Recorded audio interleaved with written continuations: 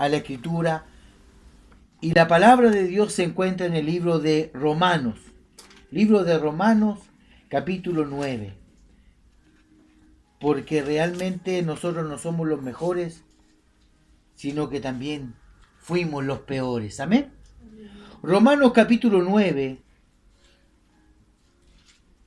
Mateo, Marcos, Lucas, Juan, Hechos, Romanos, Corintios. Amén. Romanos capítulo 9, verso 1, puesto en pie, le damos lectura en el nombre de Jesús. Y dice así, Romanos capítulo 9, verso 1.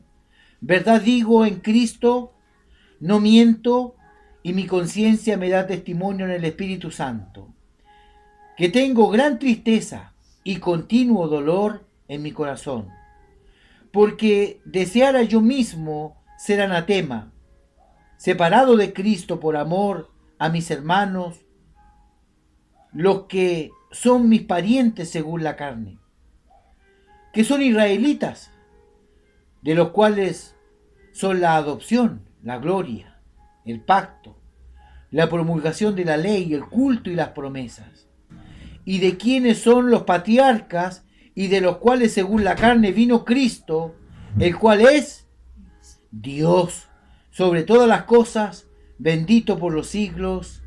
Amén. Amén. Tome asiento en el nombre de Cristo. Dios bendiga este hermoso mensaje. ¿Por qué yo les decía lo que les decía antes de poder entrar a la palabra? Porque la Biblia dice de que el pueblo de Israel fue un pueblo escogido por Dios, pero no por ser el mejor pueblo, ni porque el pueblo de Israel haya hecho un mérito, no, sino que la Escritura dice que era era un pueblo pagano, igual que el resto. Y Dios tuvo misericordia sobre este pueblo Israel y lo apartó. Amén. Y este pueblo que no era especial, este pueblo que era como cualquier pueblo, Dios lo hizo un pueblo especial, un pueblo diferente. Eso es lo que dice Pablo en la carta a los Romanos, en el capítulo 9, verso 1. Dice, verdad digo en Cristo y no miento, y mi conciencia me da testimonio en el Espíritu Santo que tengo gran tristeza y continuo dolor en mi corazón. ¿Por qué tenía ese dolor? Porque los israelitas no habían aceptado a Cristo. Amén.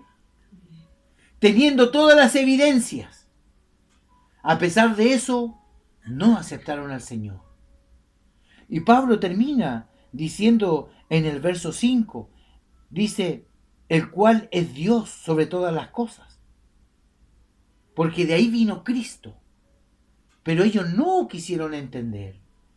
Así como no quisieron entender lo que les voy a leer a continuación. Dice la Escritura en el verso 4, y vaya conmigo porque vamos a ir paso a paso en pocos minutos entendiendo esto, que son israelitas, de los cuales son la adopción. ¿Por qué la adopción? Porque Dios adoptó a ese pueblo para hacerlo su pueblo. Yo seré su Dios y ellos serán mi pueblo. Ese era el mensaje en el libro de Éxodo. Cuando Dios sacó a Israel con mano poderosa de Egipto, ellos serán mi pueblo y yo seré su Dios. Dios adoptó a este pueblo para que ellos fueran su pueblo, pero este pueblo no aceptó a su Dios. Amén. Dios se manifestó y se mostró de muchas formas, en la nube, en la gloria, con las plagas, para que ellos se den cuenta que Dios les amaba, pero ellos cada vez que tenían un problema, querían volver atrás. Esta adopción ellos jamás la entendieron, los israelitas. ¿Por qué? Porque ellos, hermanos amados, siempre tuvieron ese paganismo dentro de su corazón, y es lo que nosotros decimos, esa forma tibiona. Cuando iban por el desierto y veían que le faltaba el pan, lo primero que hacían, criticaban. Cuando le faltaba el agua, lo primero que hacían, alegaban. Y dicen, bueno, en Egipto no teníamos comino, orégano, y teníamos siempre reclamando. ¿Habrá en la casa del Señor alguna hermana o algún hermano que cuando las cosas no funcionan reclamamos? sabiendo que nosotros también somos adoptados, porque la Biblia dice que todo aquel que el Padre lo envía a través de su Hijo y recibe a Cristo como su Señor, viene siendo hijo de Dios. Amén. Por lo tanto, nosotros también somos adoptados. Amén. Amén. También dice en el verso 4, dice cuáles son adoptados. Dice, la gloria. ¿Ellos vieron la gloria? Vieron la gloria. ¿Cómo era la gloria? Como una nube. Dice la Escritura que esa nube, cuando ellos iban saliendo de Egipto, se puso entre medio de los egipcios y en medio del pueblo. Para ellos era luz y para los egipcios era tiniebla, oscuridad. Ellos vieron esa nube, esa Shekinah, esa gloria. Ellos escucharon el poder de Dios, el Kabod, en esa nube. Esa nube los protegió a ellos del sol del desierto. Y los cobijó calentito bajo el frío intenso también del desierto. Esa nube también le dio pan. Esa nube los alimentó. Porque dice que cada mañana ellos salían y miraban hacia arriba y veían cómo caía ese pan. Esa nube, esa gloria que ellos vieron, los guió por el desierto, porque si la nube se movía, ellos se movían. Si la nube no se movía, ellos no se movían. A pesar de que ellos vieron esa gloria, a pesar de que ellos vieron, hermano, cómo Dios se manifestó, no la miraron en aprecio. Fue un pueblo que Dios le dio milagros. No hay ningún otro pueblo que Dios haya hecho con ellos como lo que hizo con los israelitas. E incluso los filisteos, los heteos, los jebuseos, todos ellos cuando decía viene Israel, no los metamos con él porque Dios está con ellos. Pero ellos nunca se dieron cuenta del poderoso Dios que tuvieron y que tenían, porque siempre andaban con cosas raras. No se junten con las mujeres paganas, allá andaban con las mujeres paganas. No tengan otros dioses, allá ellos tenían estatuillas, serafines, guardados entre medio de su ropa. No codicien las cosas de Egipto, lo primero que hacían era eso. Entonces vemos como ellos, la gloria, esa gloria que tenían, nunca la supieron aprovechar. Y como este mensaje es para la iglesia de hoy, yo pregunto, el poder, la autoridad, la gloria que Dios le ha dado a usted, ¿lo sabe aprovechar? Sigamos en el verso 4. Dice, la adopción, la gloria y el pacto. Ah, usted está ahí. El pacto. Amén. Todos sabemos que en el Antiguo Testamento habían 6 pactos. El primer pacto era el pacto que ocurrió en Edén. Segundo pacto, el adánico. El tercer pacto, el de Noé. El cuarto pacto, el de Abraham. El quinto pacto, el de Moisés. El sexto pacto, el de David. Y el séptimo es el nuevo pacto, que es Jesucristo. Por lo tanto, así como ellos tenían pactos y promesas, y no eran cualquier pacto, por hermano. Si el pacto y la promesa de Abraham, ¿de qué lo que era? De multitud, de gente, de propiedades, así será tu descendencia. Y vemos el pacto de Noé, el pacto davídico, que nunca faltará un rey de la casa de Judá. Y cuando vamos analizando los pactos, todos esos pactos eran bendiciones terrenales para el Israel. Pero nosotros que somos la iglesia, y muchos dicen la Israel espiritual, nuestros compromisos y nuestros pactos son celestiales, no terrenales. Nosotros se nos prometió una morada donde Él esté, nosotros también. Esa morada no fue para Israel. Amén. A nosotros se nos promete la llenura del Espíritu Santo. Ellos no tenían el Espíritu Santo. Entonces cada uno, según el pacto, estaban sus promesas. Ellos fueron fieles en su tiempo, los patriarcas, con sus pactos y sus promesas. Hoy, nosotros, en este tiempo, en este nuevo pacto, ¿cuáles son las promesas que usted tiene? ¿Que usted está validando? ¿Sabía usted que este nuevo pacto tiene nuevas promesas? ¿Conoce usted las promesas?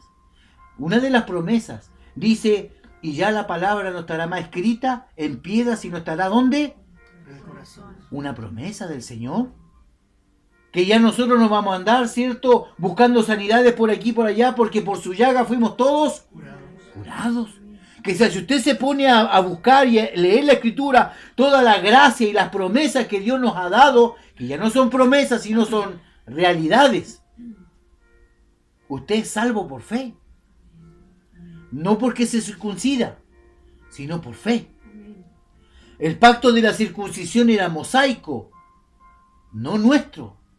Porque nuestra circuncisión debe ser del Corazón. es decir, dejar la carne y llenarlo de espíritu. Pero muchas veces nosotros no queremos soltar la carne, la vida carnal, y estamos mitad y mitad, con un corazón dividido. Amén.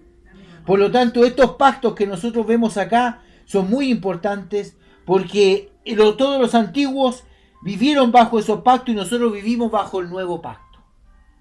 Cuando Dios sacó al pueblo de Israel de Egipto, lo llevó por el desierto y lo llevó a un monte. Y en ese monte, ¿qué es lo que iba a hacer Dios? Se iba a casar con ese pueblo. Amén. Eran las bodas. Y cuando él va arriba a buscar, ¿cierto? Y a firmar el acta de matrimonio, dice que cuando Moisés baja, encuentra a su novia, a su pueblo, a su esposa, prostituyéndose con el becerro de oro. ¿Sí o no? Y esa prostitución del becerro de oro trajo 3 consecuencias mínimas. La primera consecuencia de que 3.000 murieron ese mismo día. Así es. Segunda consecuencia de que la presencia de Dios la iba a sacar del medio del campamento y ahora iba a estar afuera del campamento. Y la tercera consecuencia es que Dios le dijo a Moisés, ¿cierto? Mi presencia no irá contigo. Mire el pecado. Mire la falta, lo que produjo ese día del matrimonio, ese día del compromiso, donde Moisés fue a buscar en ese pacto el acta de matrimonio. Mire lo que pasó. Automáticamente divorciado. Yo pregunto, en este nuevo pacto, cuando usted se casa con Cristo, ¿estaremos iguales? La Biblia dice que en este nuevo pacto, cuando Pedro se para y predica lleno del Espíritu Santo, ¿cuántos se convirtieron? 3.000. Los mismos 3.000 que murieron.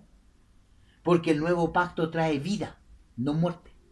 El nuevo pacto de Cristo trae bendición, donde su presencia ya no está afuera, sino que ahora está dentro. Pero en el antiguo pacto la presencia salió del campamento, ahora en este nuevo pacto de Cristo la presencia está dentro. Allá murieron 3.000, acá vivieron 3.000. Allá la presencia de Dios no iba a ir con ellos, acá la presencia de Dios mora dentro de nosotros.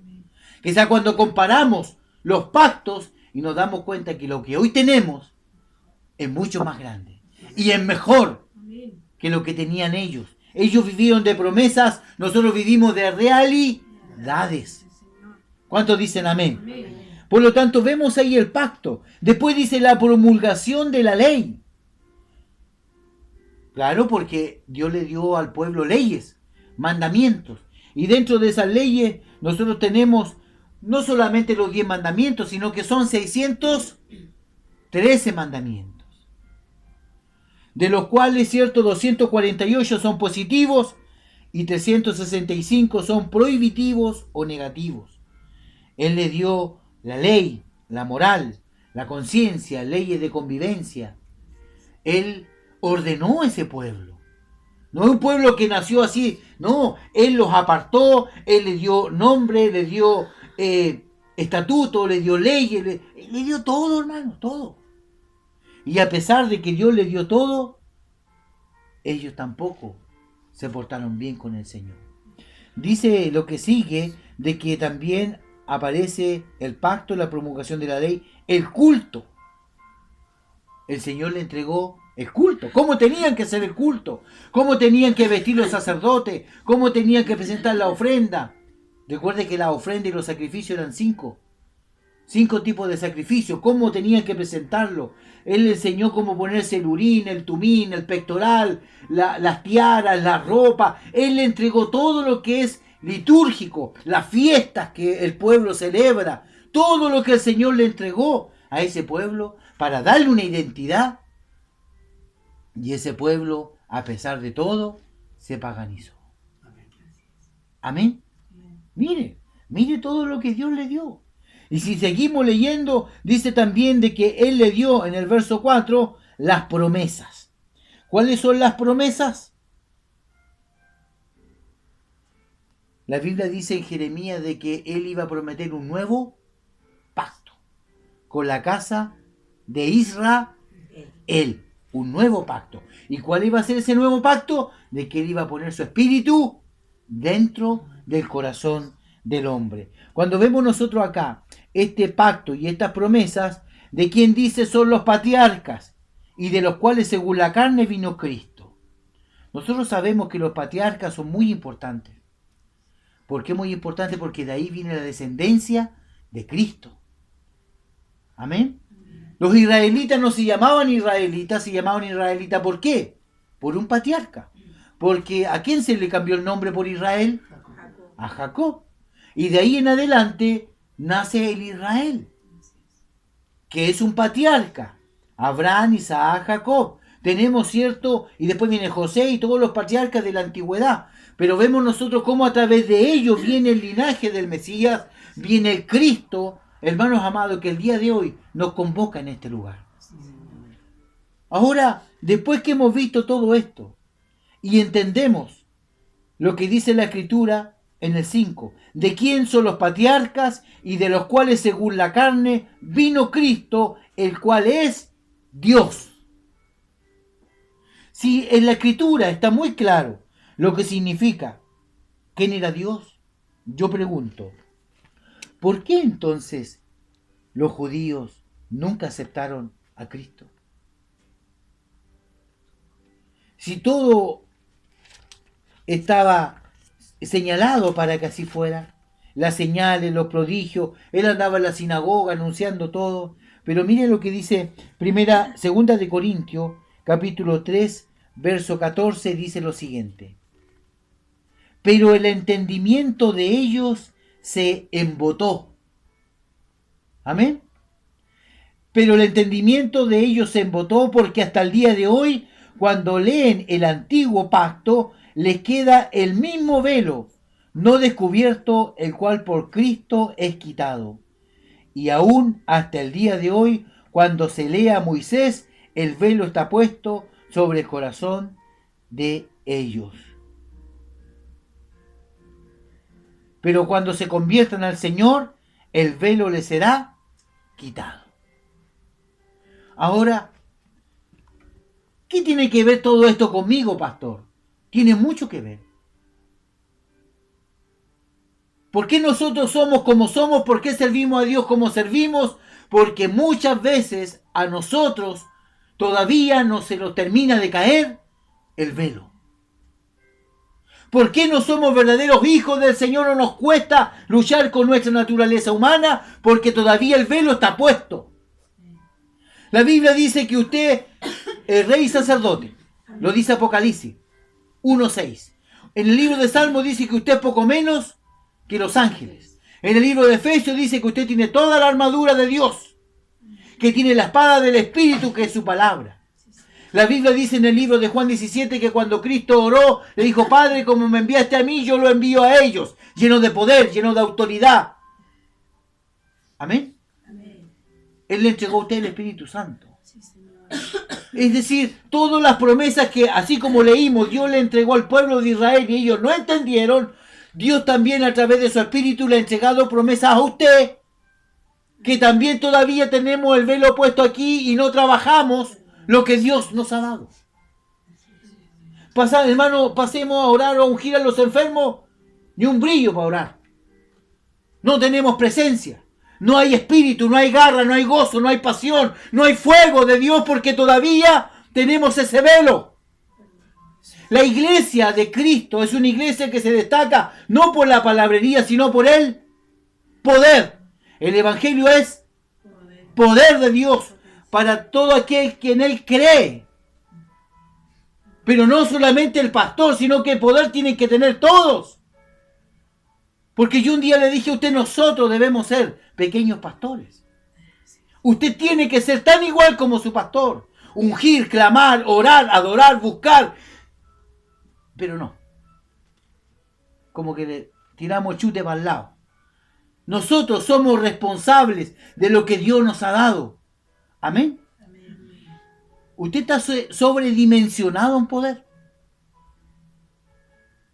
Tiene dones, tiene talentos, tiene ministerios, tiene llamado. Dios dice que usted es un rey, que es un profeta, que es un sacerdote, que es poco menos que los ángeles, lleno de pactos, de promesas, de realidades. Y ahí estamos sentados en la iglesia. Muy bien, gracias. Culto tras culto, culto tras culto, culto tras culto, pero no ocurre nada en mi vida. Yo me canso de tanto culto. Más aún cuando el Señor no me toca. Yo no sé cómo hay hermanos y hermanas que pueden vivir culto tras culto sin un toque de Dios. Un día yo conversaba eso con mi esposa y ella me decía, ¿sabes lo que es eso? Religiosidad. La religiosidad, la comodidad, es el velo que la iglesia de hoy tiene puesto en su vida. No, es que tiene que venir una campaña, tiene que venir una vigilia para que no movamos. No, hermano, no. Si usted lo más bien puede vigilar en su casa, en vez de estar durmiendo, ora al Señor. Siempre acostumbrado a andar en la patota y no poder tener un sacrificio vivo, santo, agradable a Dios, que es nuestro culto racional, que piensa. Si usted todos los días me acuesto, ya este día yo voy a entregarle esta noche al Señor. En clamor, en oración, en estudio, aunque le entregue 4 horas y se acuesta a las 5 porque no le dio más, no importa, pero ganancia tiene porque no lo había hecho. Pero no hacemos nada. Porque todavía el velo está puesto. La Biblia dice, y aún todavía cuando leen el antiguo pacto y leen a Moisés, todavía lo leen con el velo puesto. Yo no sé cuál es el velo que usted tiene todavía. Pero así como el pueblo de Israel tenía promesas, tenía pactos, como dice el verso 4, ¿cierto? Adopción, gloria, pacto, promulgación de la ley, el culto, las promesas, los patriarcas. Así también Dios a nosotros nos ha dado cosas. Y yo le pregunto, ¿qué ha hecho usted con lo que Dios le ha dado? Vivimos de recuerdo. No, es que yo antes hacía esto. No, es que yo antes oraba. No, es que yo antes predicaba. Es que yo antes... No, hermano, ya... Cortémosla, como decía una hermana, aburrámonos. ¿Quién eres hoy? Y la triste realidad es que hoy no somos nada. Si usted se compara lo que era a lo que es hoy, todavía tenemos un velo puesto. ¿Qué es lo que quiere el Señor? Que usted valore lo que ese pueblo no valoró. Valórelo. Valore lo que tiene, su experiencia, los años de circo, como decimos en el Evangelio, los años de carrete, valórelo, madúrelo, crézcalo y sea no un buen cristiano, un súper buen cristiano. Un hombre que sabe cómo orar, ore. Sabe cómo bendecir a un niño, un joven, un anciano, unja, aunque no sea el profeta, instrumento, bendígase, hermano. Porque para eso estamos, para orar. Dios nos sacó del lugar de donde nada valíamos, igual que este pueblo, ahora valemos algo. Seamos agradecidos por lo que Dios ha hecho. Amén. Por lo que Dios ha hecho. Dios hoy día, ante todo lo que se fumaba, ahora se lo ahorra. Ante todo lo que se tomaba, ahora se lo ahorra. Ante todo lo que gastaba en el mall, en ropa, en fiesta, hoy se lo ahorra. Y a pesar de eso somos apretados con Dios. A pesar de eso, de todo lo que Dios... Hoy día yo tengo que ser agradecido con Dios. Y una forma de ser agradecido es reconociendo que hoy día yo estoy sobredimensionado en poder de Dios. Y no estoy haciendo nada. Yo cuando leí este sermón de Romanos 9, del 1 al 5, yo decía, Señor, todas las bendiciones que el pueblo tenía. Y es más, el libro de 1 Corintios capítulo 10 dice, y todas estas cosas sucedieron como ejemplo para que nosotros veamos, para que no hagamos lo mismo. ¿Sí o no? Eso dice. Y esto aconteció como ejemplo para ustedes de lo antiguo, para que ustedes no hagan lo mismo y nosotros hacemos lo mismo. ¿Cómo poder despertar el espíritu del hermano, de la hermana? Dice la Biblia que cuando Jesús se le aparece a los caminantes de Maús, le dice, cuando después se sientan a la mesa y Jesús se va, dice, ¿no ardía tu corazón cuando nos abrió la escritura desde Moisés y pasó profeta por profeta? Amén.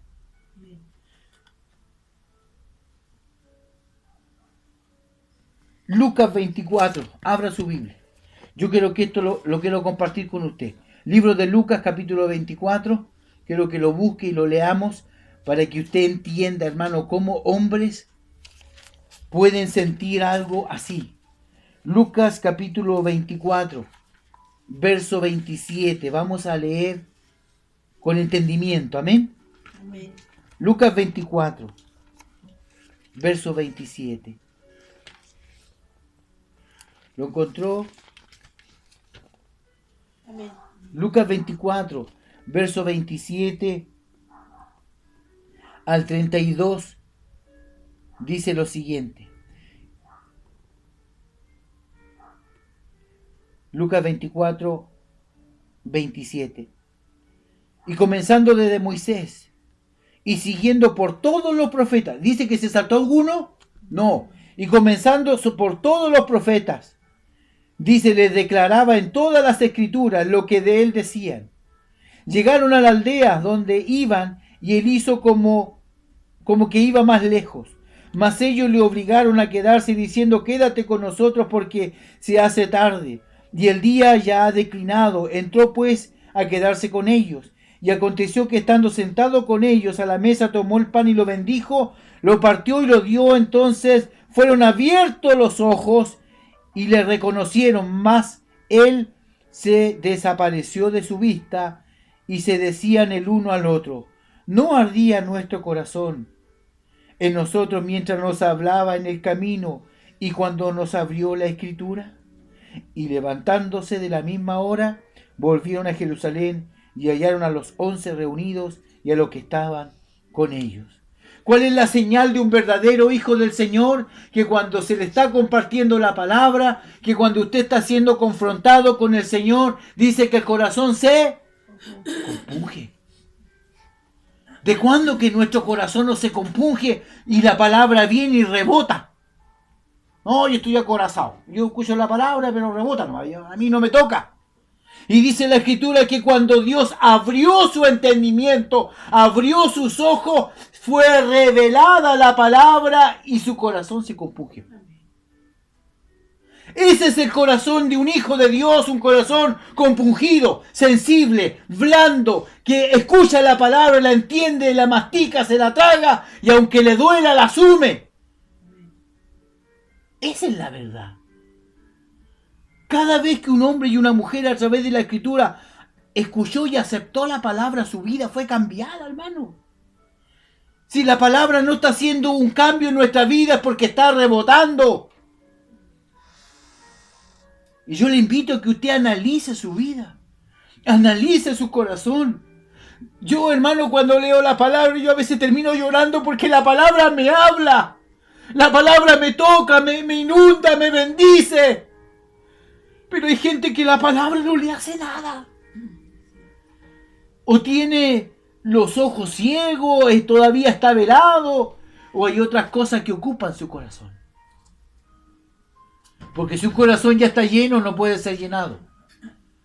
Por eso la Biblia dice, bienaventurados los pobres en espíritu. Porque debemos tener cierta pobreza espiritual para recibir la riqueza del Señor. No somos tan diferentes al pueblo de Israel, cometemos los mismos errores. Llenos de promesas, llenos de cosas lindas y no obedecemos. En el nuevo pacto estamos llenos de bendición y cosas lindas y tampoco obedecemos. También hay dureza en el corazón. Por eso es necesario que hoy día más que nunca nosotros, hermanos, nos humillemos delante del Señor. Cristo es nuestro Israel. Él nos insertó al olivo natural. Él nos adoptó como hijos, porque todo aquel que le recibió y aceptó al Señor fueron llamados hijos de Dios, dice el libro de Juan. Él trajo un nuevo pacto. Él nos dio su gloria. Él trajo la verdadera ley. Él trajo el verdadero culto. Él es la promesa de redención y salvación. Cristo es Dios en todo y en todos. Amén. Por lo tanto, yo quiero orar por usted, para que ese corazón duro de piedra, dice la Escritura, se ablande. Como cuando fue un día. Amén. Cierra sus ojos, vamos a orar al Señor.